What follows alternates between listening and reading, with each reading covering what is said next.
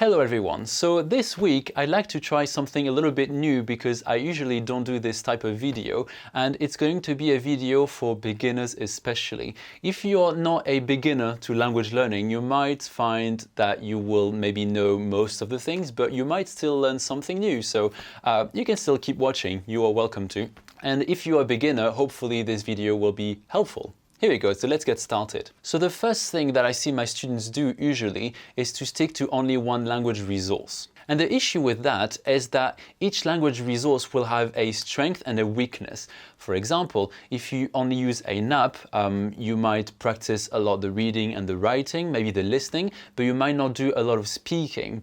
If you only use a textbook, you might only focus on maybe listening if you have a CD with it, but mostly it will be grammar and writing and reading. A last example would be audio courses, which will help you develop your listening skills, but maybe your reading and writing skills won't be as developed, and the list goes on and on and on. What I recommend, instead of only sticking to one language resource, is to have a variety of them. So that's not to say you should be using 10 different language resources, especially if you're starting out, but try maybe to start with 2 language resources, let's say a textbook and an audio course. That would be a good place to start, because if you use a variety of resources, hopefully they will counterbalance each other's weakness. And there isn't really any right or wrong in terms of the resources you use, I think, most of the time.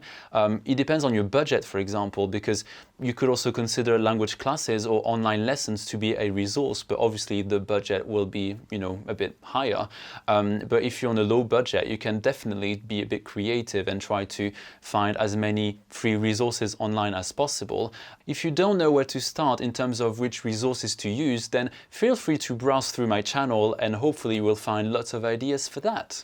A second mistake that people sometimes make is to believe that language learning is meant to be easy. So I'm not saying that language learning should be a constant struggle.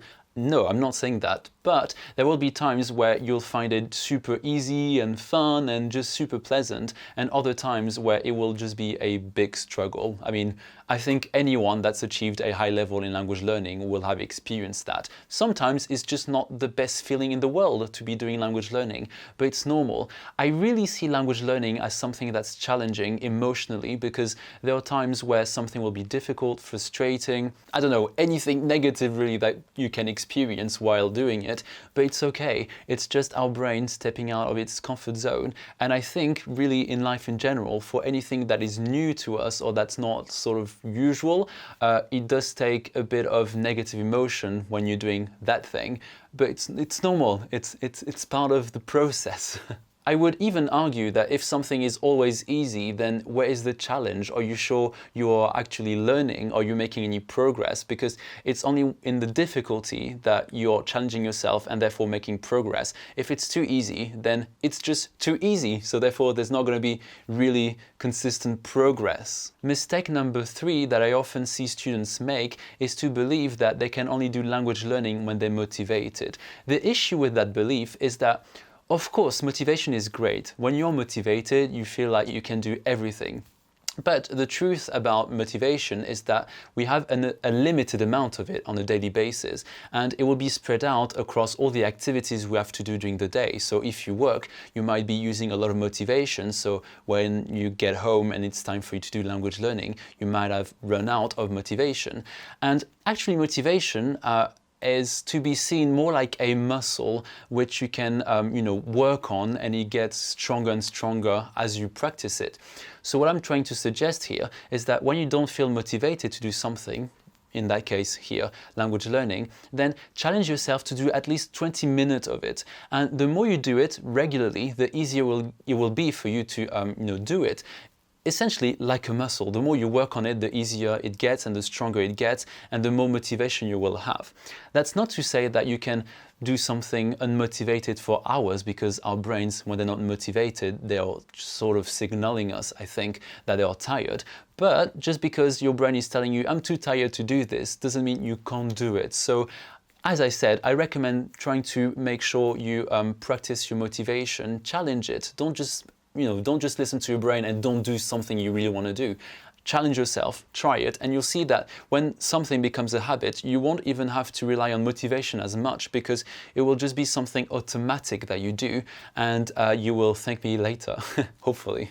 Mistake number 4, and that's the last one for this video, is to consume a lot of language learning content about language learning, but not actually doing the language learning.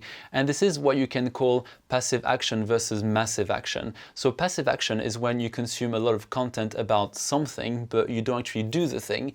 And massive action is when you take massive action to do that thing and actually work on developing your skill. And I know it's very tempting to want to learn as much as possible about something before you do it, because you might think it will help you to avoid making mistakes, and that's not wrong. But the issue with this is that if you wait for too long, the time you've been waiting is not the time you will have spent studying, and you just are delaying the time where you will actually work on your skills. So here for us will be language learning, and that is actually in a way a waste of time. And this cycle of waiting to get as much knowledge about something before starting can go on and on and on for a long time, and I think it really is a shame to not actually try. And sure, you might make mistakes, but who cares? What's the worst thing that will happen? You will feel a bit negative, you will feel like you made a mistake. Big deal, right? So don't be scared of making mistakes. It's really not a big problem, and if you do, then you will learn from them, and maybe you'll make videos like these in the future.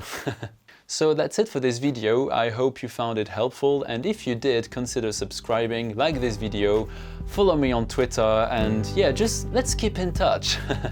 I will see you later. Bye.